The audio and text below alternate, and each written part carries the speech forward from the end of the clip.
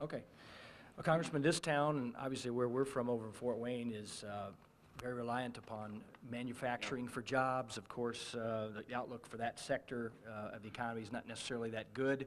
What would the Romney-Ryan ticket do to try and do most to try and rejuvenate manufacturing? Oh, you know, when I think of Fort Wayne and Lima, I think of my hometown, Janesville, Wisconsin, which is a lot like Fort Wayne. A lot of Janesville people moved to Fort Wayne a number of years ago, actually. We have a very specific plan to get manufacturing back on track. Number one, stop China from cheating on intellectual property right. We've lost 2 million jobs just to China cheating alone. We need to stand up to that. We need to have trade agreements that are fair so that we can make more things in America and sell them overseas. Number two, we got to clean up our tax system. Look, President Obama is proposing that the top tax rate on successful small businesses, manufacturers, goes above 40% in January. Our competitors are lowering their taxes. The Canadians just lowered their tax rate on all their manufacturers and businesses to 15%, and President Obama says that it has to go above 40% in January.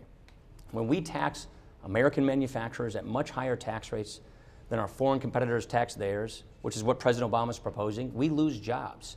We also need skills. What I've learned, just representing Janesville and Kenosha and Racine, auto towns, manufacturing towns, is that when people lose their jobs in these businesses, they lose their skills and they don't have a good skill set to go get another career. We believe in a new skills agenda to make sure that people who are in mid-career, in their 40s and 50s, can get the skills they need, go to the community college, go to the technical school, and get skills they need to get a career for the 21st century. So you need better trade agreements to push our stuff overseas, stop people from cheating. You need to have a small business manufacturing emphasis so that our tax code rewards small businesses, manufacturers for making things in America, and you need to give workers the skills they need so they can compete and thrive and get good jobs.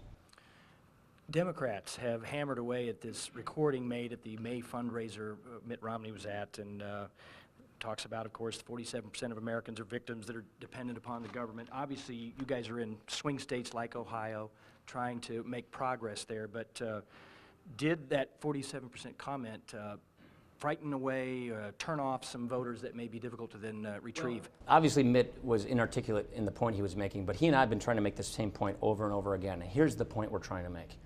Under the stagnant Obama economy, more and more people have become dependent upon government because they have no opportunities, because there's no economic growth. 15% of Americans are in poverty today. That's the highest in a generation. 23 million Americans are struggling to find work. This is not an economic recovery. And so what we're saying is we need pro-growth economic policies that get the economy growing so we can transition people from welfare to work to get onto lives of self-sufficiency. The American dream is slipping. It's getting pushed farther away from people. Our entire premise is we have these ideas, the 5-point plan for a stronger middle class. We're going to tackle this debt crisis to get the economy growing so we can transition people from government dependency to independence by having a job, better take-home pay, more worker security. Those are the things we're talking about. Farming is obviously a big deal in this area also. I believe you oppose the Farm Bill. Tell me about President... Well, we haven't had a vote on the Farm Bill. I voted for drought relief, and I supported the extension of the Farm Bill, the 1-year extension. Marlon Stutzman, who's a good friend of mine, who's a representative of Fort Wayne, what we want to do is make sure we have a good Farm Bill. 80% of the Farm Bill spending is in the food stamp area, and we've had very little agreement to have reform in the food stamp area, which needs some reform so that we can fix our agricultural programs. It's important to have a Farm Bill. We want to make sure we have a Farm Bill that works.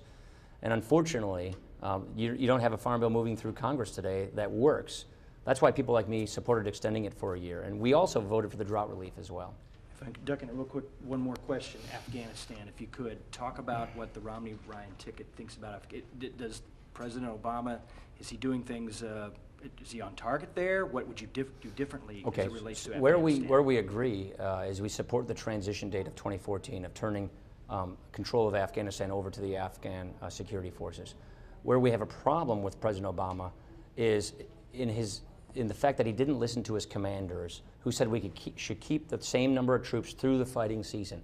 He just took 22,000 people out of the theater this month during the fighting season, but they're giving our soldiers the same objective. That means we're sending men and women into battle with fewer people and fewer resources, which puts them more in jeopardy.